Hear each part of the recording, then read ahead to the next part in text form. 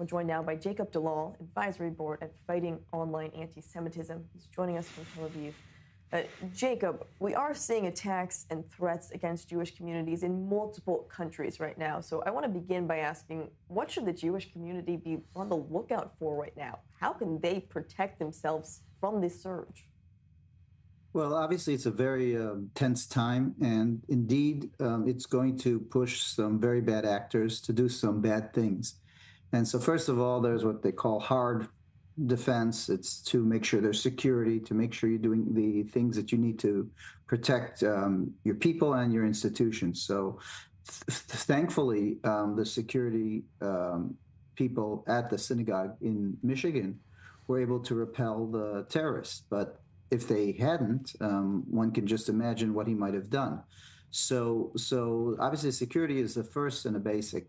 But I think that drawing attention to the fact that this is unacceptable, that it doesn't start with, a guy buying explosive. It starts way before that, is something that I think needs to be mentioned. And the atmosphere of hate from fake AI generated photos to real conspiracy theories, which we've seen tons of with the start of the war. That's how these things start. So we've got to look at sort of not only the end, sort of be careful, guard yourselves, protect yourselves from the terrorists, but how these people begin their journey. Yeah, going at it from the root of the problem, that is to say. Jacob, I want to ask also, when Jews and Israelis are told by Israel's own National Security Council to hide their Jewish identity right now, to stay away from places of worship, Jewish schools, anything that represents Israel abroad, what message does that send to those trying to harm Jews and Israelis as they're being told to hide their own identity? Yeah, well, it's a very tough call because on the one hand, you want to keep people safe, and that's sort of the ultimate goal, and that is the most important.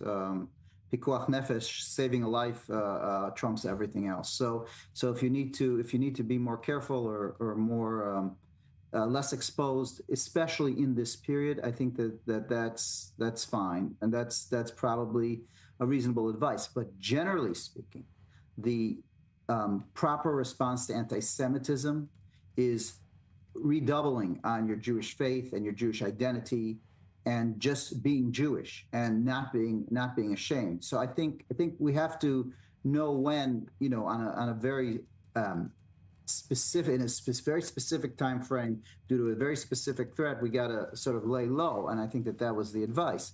But in general, we should do the opposite. In general, we should celebrate our Judaism and we should be proud of it. Because again, a lot of this is psychological. It's psychological when you have to sort of go undercover behind a reinforced door. That's a defensive measure.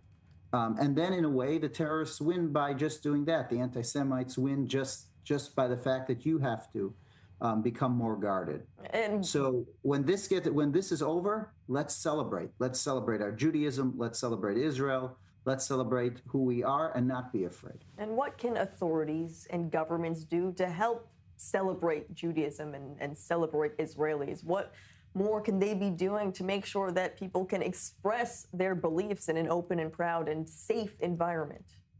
Well, I think, on the defensive side, I think that most Western governments are aware and are working with the Jewish communities to keep people safe as best they can. But I think where they should do more work is on, celebrating Judaism, Jewish, a week, a day, a month to celebrate Judaism. And that's where I think that more work needs to be done. I think people should go celebrate their Judaism in whatever manner that is. If it's going to synagogue, if it's going to a book reading, if it's singing. I mean, if it's wearing kippah or wearing a Star of David, again, when it's not particularly dangerous, to do that. So what's happened is, we're normalizing a sense of scaredness, a sense of keeping everything undercover, and that's not good. So when there's an emergency, that's fine. Just like we run to our safe rooms here in Israel, people have to be careful now. But when this is over, let's open up again. And that's, I think governments, local governments should be open to that, and the Jewish community should push for that. Jacob Dallal, great to have you with us and hear your insight into how we can fight this anti-Semitism we're seeing around the world right now. Thank you very much. Thank you.